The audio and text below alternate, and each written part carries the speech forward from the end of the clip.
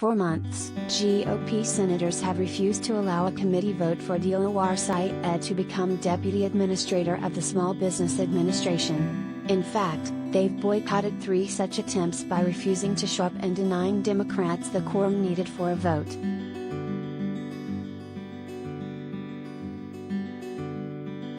So on Wednesday, Senator Ben Cardin, DMD, attempted to go around them and ask the Senate for unanimous consent to move forward on Syed.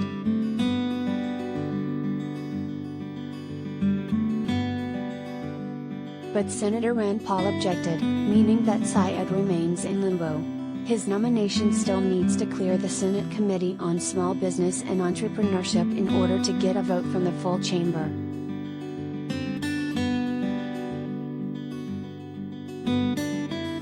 If confirmed, Syed would become the highest-ranking Muslim administration official in U.S. history.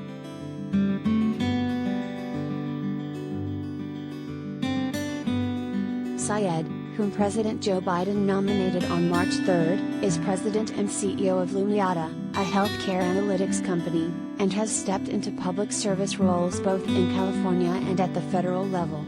He also led engagement with small businesses after the passage of the 2009 stimulus package for then-President Barack Obama's administration.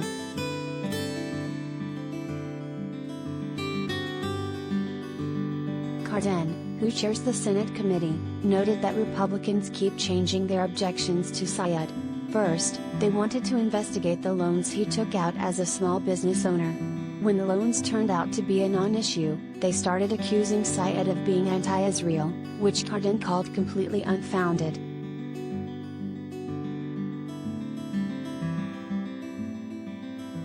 On June 30, 8 of the 10 GOP senators on the committee wrote a letter to Cardin expressing serious concern with Syed's work as a board member for Engage USA, a group that focuses on increasing Muslim American political engagement.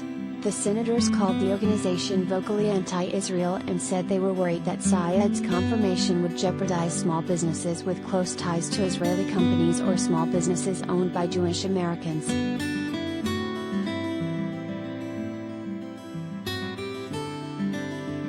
The memo came after a staffer for Senator Jim Risch, Republican Idaho, put together a document on Syed's background earlier that month. The first line of the document, obtained by HuffPost, noted that Syed was born in Pakistan, and the vast majority of the rest of it focused on very partisan positions from Engage, not anything that Syed actually said. Politico first reported on the memo's existence in August.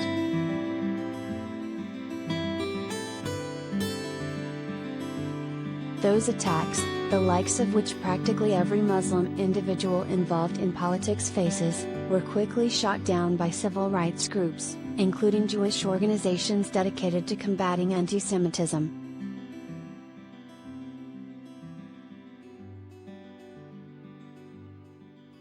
In July, the American Jewish Committee said in a statement that while the advocacy group does not normally take positions on nominees, the accusations around Dilawar Syed's nomination based on his national origin or involvement in a Muslim advocacy organization are so base and un-American that AJC is compelled to speak out.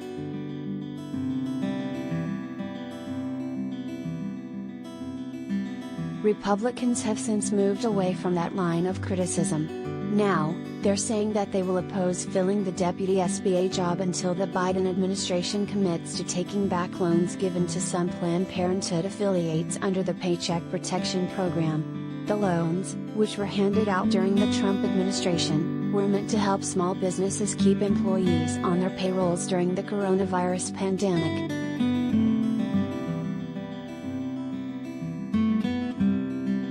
Planned Parenthood's affiliates are nonprofit organizations with leadership and funding structures that are separate from the National Federation, but Republicans say they're too closely tied and should not have received the money.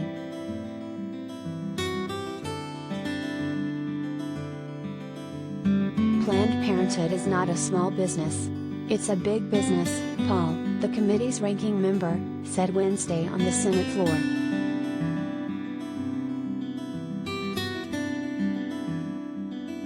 Senator Mazie Hirono, Democrat Hawaii, chastised Republicans for holding Syed up over what he certainly had no control over, saying they simply wanted to slow the process.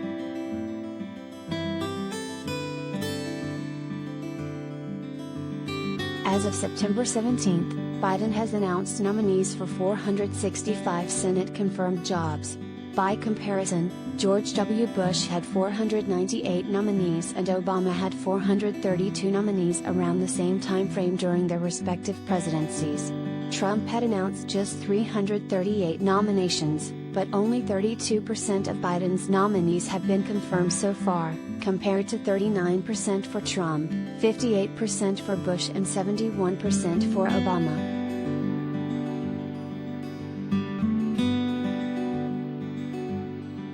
The partisan, unnecessary and unconscionable inaction of our Republican colleagues shows no concern for the millions of small businesses still relying on SBA support to survive COVID-19 and rebuild their future, and who would benefit greatly from having a confirmed deputy administrator to work on the day-to-day operations at the SBA, Cardin said.